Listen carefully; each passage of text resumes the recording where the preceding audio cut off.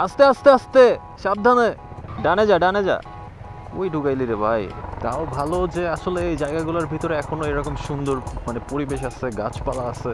ব্রিজের অবস্থা তো খুবই মারাত্মক দেখতেছি। তবে এই জায়গা রাতে কতটা সেফ এই ব্যাপারটা সম্পর্কে একটু কনফিউজড। কি যাচ্ছ? হ্যাঁ, রাস্তা কই? চলো এদিক দিয়ে মনে হয় একটু যাওয়া যায়, চলো ঘুরে আসি।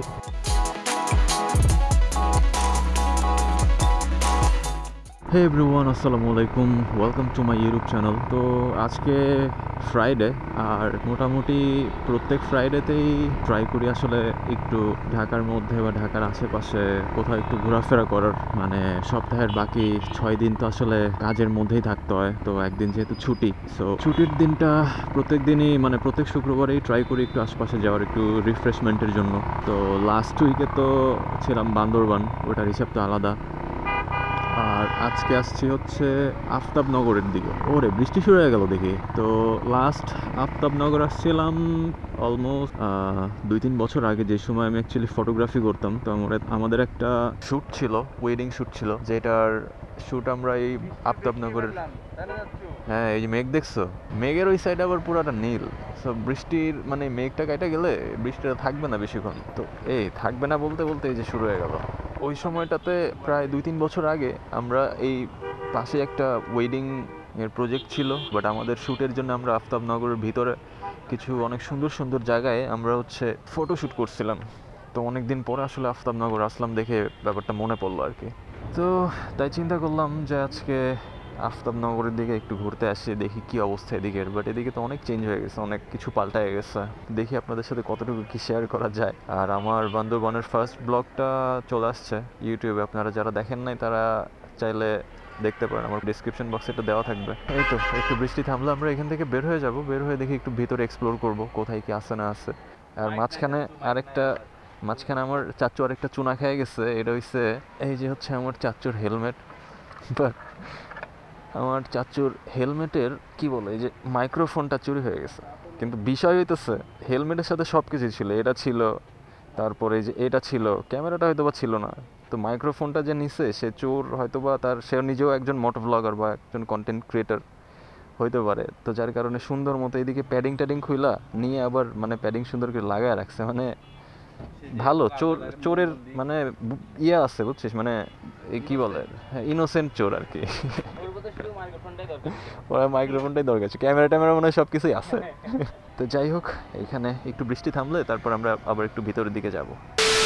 তো বৃষ্টি 3-4 মিনিট ছিল, এরপরে আবার বৃষ্টি চলে গেছে। আসলে ওই যে নিচে যেই কালো মেঘটা ছিল, ওই কালো মেঘটাই মূলত আসলে বৃষ্টিটা মানে বাতাসের সাথে সাথে যে মেঘটা যাইতেছে না, ওই যেই সাইডটা দিয়ে যাইতেছে ওই পার্টটা জাস্ট একটু হালকা করে বৃষ্টি পড়তেছে। আর কালো মেঘটার পিছনে যে এরকম ক্লিয়ার একটা মেঘ ছিল, তো যার কারণে এখন আবার ক্লিয়ার হয়ে গেছে। তো আমরা বের হয়ে গেলাম। তো এখন একটু ভেতরের দিকে যাব। আফতাবনগরের ভেতরে জায়গাগুলো অনেক সুন্দর।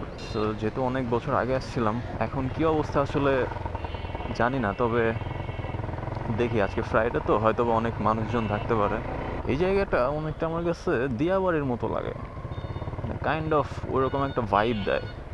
কিন্তু দিয়াবাড়ির রাস্তাঘাট আসলে এর থেকে অনেক ভালো। এই দেখেন কি অবস্থা।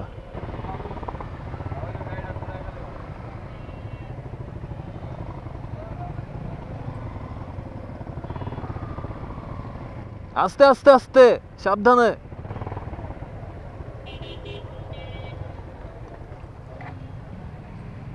নামো নামো, সমস্যা নেই, যা যা যা, প্যারা নেই, যা। ডানে যা, ডানে যা।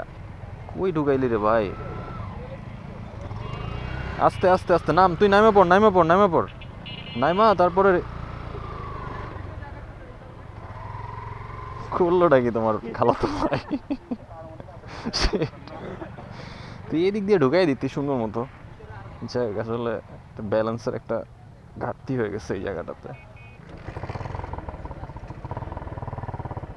এই সাইডটা দিয়ে গেলে ইজিলিও বেরোয় যাইতে পারতো। ডাবলিং ছিল তো, যার কারণে ওই জায়গাটা তো ব্যালেন্সটা করতে পারে নাই।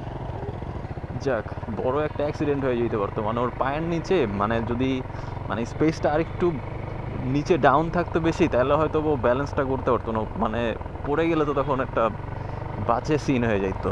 যাই হোক, আল্লাহ বাঁচাইছে যে একটু মানে ঠাই পাইছে ওই জায়গাটাতে।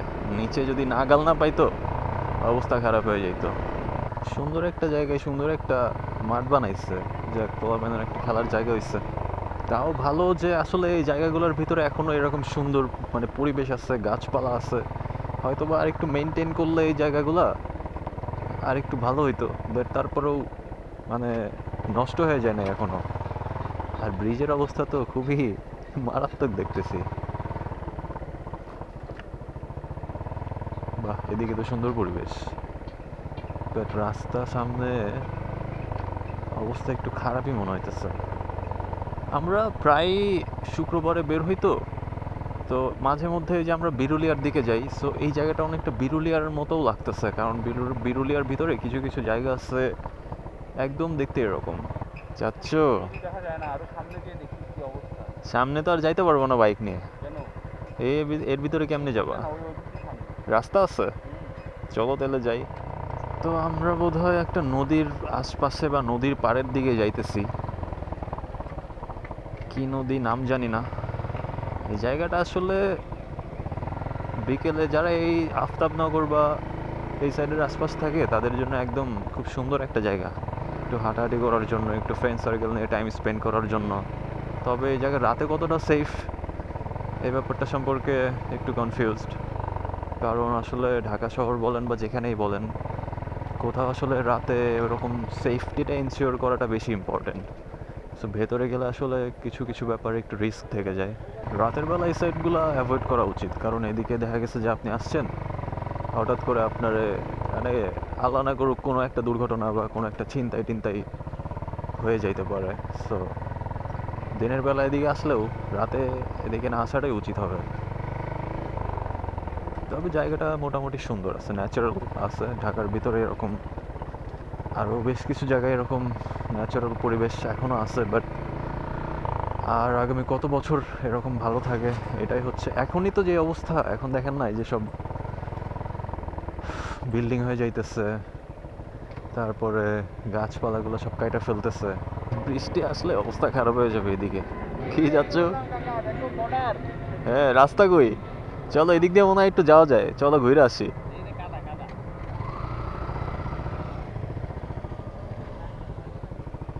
যাইতে পারবি? যাওয়া যাবে না না? আমরা কিন্তু চাইলে একটু ভিতরে যাইতে পারতাম, ভিতরে যায় কি আছে একটু দেখতে পারতাম। ভিতরে তো মাটি মনে হচ্ছে শক্ত না, আর অনেক আশপাশে যে বন টন। আমি বুঝলাম না তুমি ওই জায়গায় এত স্পিডে কেন গেলা? এত স্পিডে না আমি, আর তাও তো মানে মানে ভাগ্য ভালো যে তোর পায়ের নিচে মানে খুব একটা বেশি গর্ত ছিল না, বেশি গর্ত থাকলে তো তুই পুরো উল্টায় যেতি। চিন্তা কর কি অবস্থাটা হইতো, মানে ওর পায়ের নিচে যে নাগালটা পাইছে না, এই জন্যই মূলত বাঁচতে পারছে। যদি নাগালটা না পাইতো কিন্তু পুরোটা একদম ভিতরে পড়তো। আর তাছাড়া এদিকে বৃষ্টি হয়েছে না, রাস্তাঘাট তো যাক। আমি আমার ভিডিওর টাইটেল কি দিবে এটা তুমিই বলো। কিচ্ছু বলার নাই। আফতাবনগর ঘুরতে এসে কি হয়ে গেল। তো আমরা ওখানে কিছু টাইম স্পেন্ড করে তারপরে ভাবলাম যে একটু অন্য রাস্তা দিয়ে একটু নদীর পাড়ে যাই। তো নদীর পাড়ে আসতে গিয়ে অস্থির একটা জিনিস হয়ে গেল। খুব জোস একটা জায়গায় দাঁড়াইছিলাম একবারে এই নদীর পাশে, আর হঠাৎ করে বৃষ্টি চলে আসছে। সো বৃষ্টিটা অনেক জোস লাগতেছিল। আর এই যে এই সাইডের ভিউটা দেখলে বুঝতে পারবেন যে আমরা কই ছিলাম। আর এখন বেসিক্যালি এখান থেকে বের হয়ে যাইতেছি, কারণ আসলে মেঘের অবস্থা একটু খারাপই মনে হইতেছে। মানে আস্তে আস্তে হয়তো বা পরে আবার বৃষ্টি বাড়তে পারে। এই হচ্ছে আমাদের ওয়াটার ক্রসিং। তো এনিওয়েজ, আল্লাহ হাফেজ, দেখা হচ্ছে নেক্সট ব্লগে। আর আমার বান্দরবানের ব্লগ যদি কেউ মিস করে থাকেন তাহলে আমার ডিসক্রিপশন বক্সে লিঙ্ক দেওয়া আছে, আর উপরেও আশেপাশে হয়তো এই যে কোথাও উঠে গেছে, লিঙ্কে গিয়া ঘুরা দেখে আসতে পারেন। That's all about for this video. Thank you for watching. আল্লাহ হাফেজ।